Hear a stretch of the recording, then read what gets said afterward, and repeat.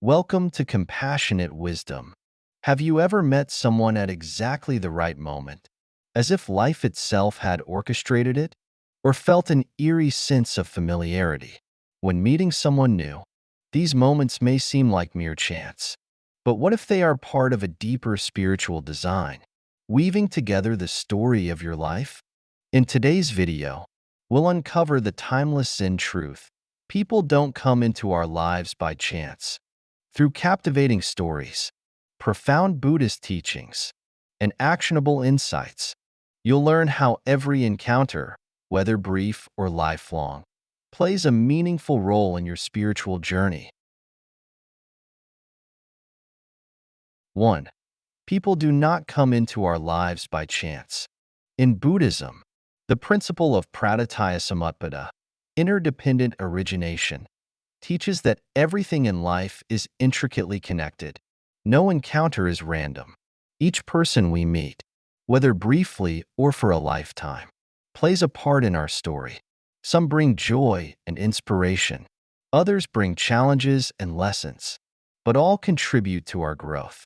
Master Hataka illustrated this beautifully to Hiroshi, a young seeker troubled by the deep connections he felt with some and the discomfort others brought him.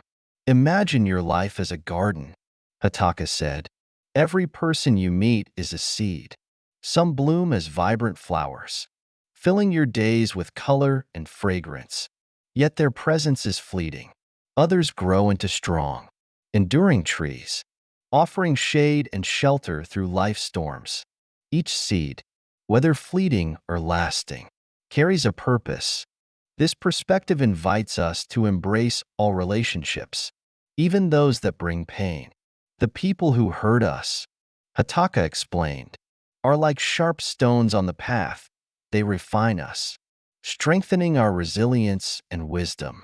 Others arrive like gentle winds, encouraging us forward when we feel lost. Think about your life. A friend who supported you through a crisis, a teacher whose guidance shaped your path, or even a stranger who offered unexpected kindness. Reflect. 2. On the difficult relationships that taught you patience, forgiveness, or courage. These connections are not coincidences. They are threads in the vast, intricate fabric of life. When we recognize the purpose behind each meeting, life becomes a tapestry of meaning and growth. Each person, whether a fleeting acquaintance or a lifelong companion, is essential to our journey. By cherishing these connections, we honor not just their role in our story, but also our own in theirs. 2. The importance of free will in helping others. In Zen philosophy, the act of helping is not always a virtue. It must align with the natural flow of karma and the recipient's readiness to accept it. Unsolicited assistance, even when well-intentioned, can sometimes do more harm than good. As shown in the story of Ash and Masu, Ash, moved by compassion, secretly paid off his friend Masu's debts, hoping to ease his burden. But instead of relief, Masu felt embarrassed and exposed, as his personal struggles had been revealed without his consent. What Ash intended as an act of kindness disrupted Masu's opportunity to solve his problems and grow through his challenges. Their friendship, once close, became strained, and Masu was left to grapple not only with his financial woes, but also with a sense of lost dignity. Zen wisdom teaches that suffering is a powerful teacher. Each individual must navigate their challenges to gain the strength and insight needed for spiritual growth. By stepping in uninvited, we may interrupt this sacred process, unintentionally delaying their progress and creating unforeseen karmic consequences for ourselves. Helping others should come from a place of mindfulness and respect, waiting for the right moment, when help is truly sought and welcomed. Only then can it nurture both giver and receiver. 3. Recognizing and avoiding toxic relationships. In life, the people we surround ourselves with profoundly influence our emotional and spiritual well-being. Zen philosophy teaches that awareness is key to discerning those who uplift us from those who drain our energy or disrupt our inner peace. Master Hogai shared with Kiera 9 signs of toxic individuals: manipulation, lack of empathy, destructive criticism, control, boundary violations, dishonesty, vindictiveness, attention-seeking, and avoidance of accountability. Each of these traits, he explained, acts like a heavy chain, binding us in cycles of negativity. Kiera reflected on her own life and recalled a colleague, Marta, who reacted to criticism by spreading rumors.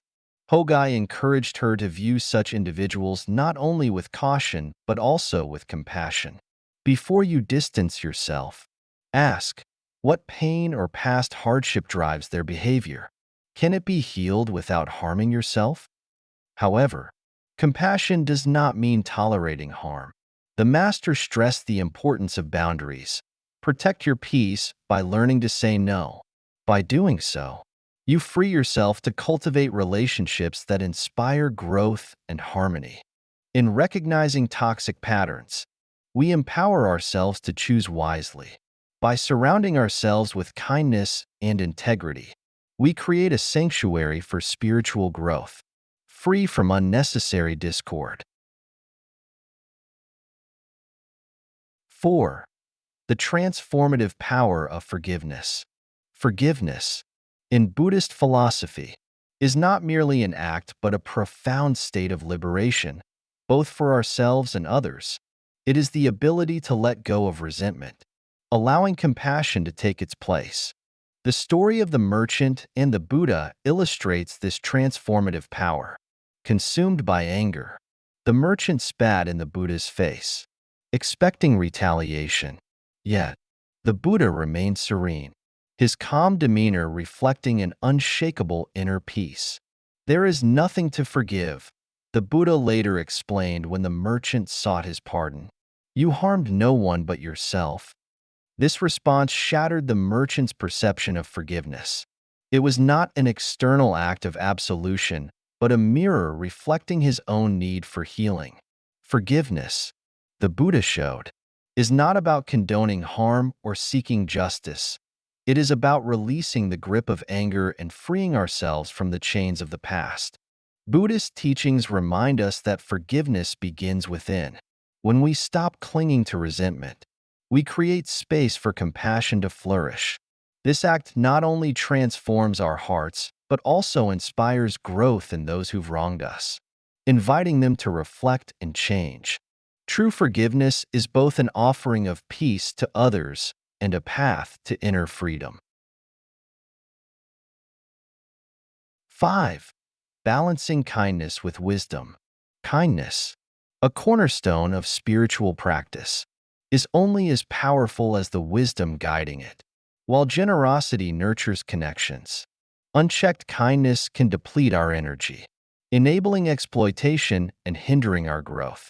True compassion requires boundaries, ensuring that our giving is sustainable and meaningful. The story of the cherry tree illustrates this truth. In a once thriving village, a majestic tree symbolized generosity. Villagers took its fruit abundantly, but neglected to nurture its roots. Over time, the tree withered, leaving the community barren. The lesson is clear. Kindness without care for one's own well-being becomes unsustainable and harmful. In our lives, we often give selflessly to others, neglecting our own needs. This unchecked generosity can lead to emotional exhaustion and diminished self-worth. True kindness, however, is not about sacrificing ourselves, but about creating balance. It is the ability to give with an open heart while honoring our own boundaries. Zen wisdom teaches us to be like a well-tended tree, offering shade and nourishment but preserving the roots that sustain us. By practicing kindness with awareness, we cultivate relationships that flourish with mutual respect and ensure that our compassion remains a source of strength, not a cause of depletion. 6. Loneliness as an opportunity for growth. In the stillness of solitude, we find a space for profound self-discovery. While society often equates happiness with the number of connections we have, Zen wisdom reframes loneliness as a gift, a chance to connect deeply with ourselves and uncover hidden dimensions of our being. The story of Elena and Master Kobo exemplifies this perspective. Elena, feeling isolated and longing for companionship, sought guidance from the monk.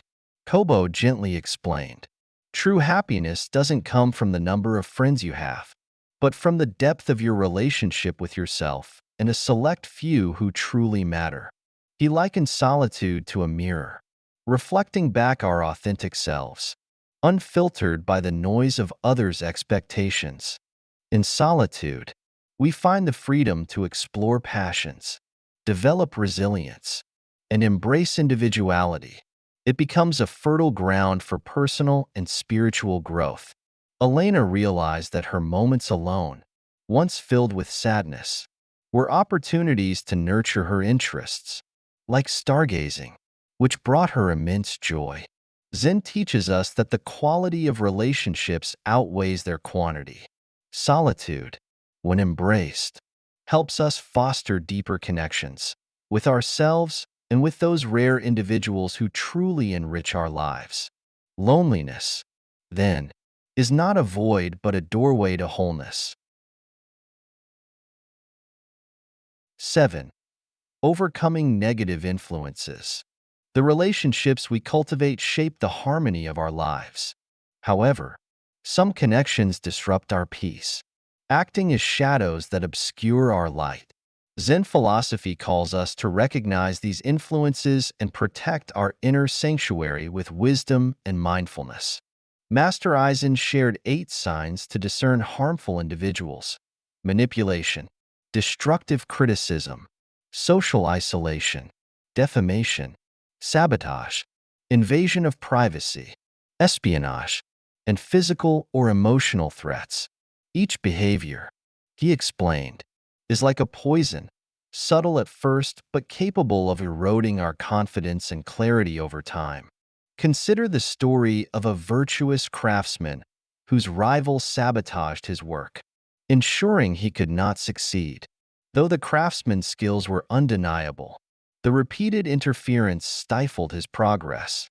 Aizen used this tale to emphasize vigilance. Guard your dreams as a warrior protects their fortress. Surround yourself with allies who uplift you, and be cautious with those who seek to dim your light. Zen wisdom reminds us to act with awareness rather than fear. While it is essential to protect ourselves, it is equally important to respond with compassion, understanding that harmful actions often stem from inner pain. In doing so, we maintain our integrity, transforming negativity into an opportunity for growth and resilience. Embrace the lessons of connection and growth.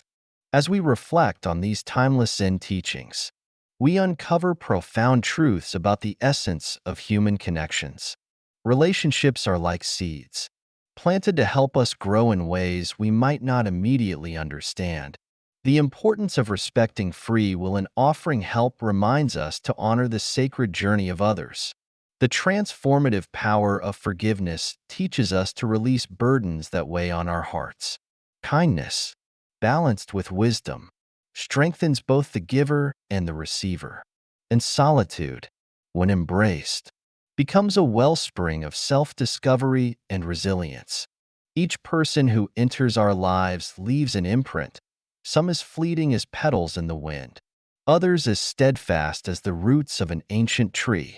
Together, they weave the unique tapestry of our existence, shaping the lessons that guide our spiritual journey. Take a moment to reflect. Who in your life has been a flower, a tree, or even a sharp stone on your path? How have these encounters shaped your growth? Share your thoughts in the comments below. Your reflections may inspire someone else. Remember, every connection, no matter how small, carries a gift. Honor these lessons, and let them lead you to a life of deeper wisdom, compassion, and peace.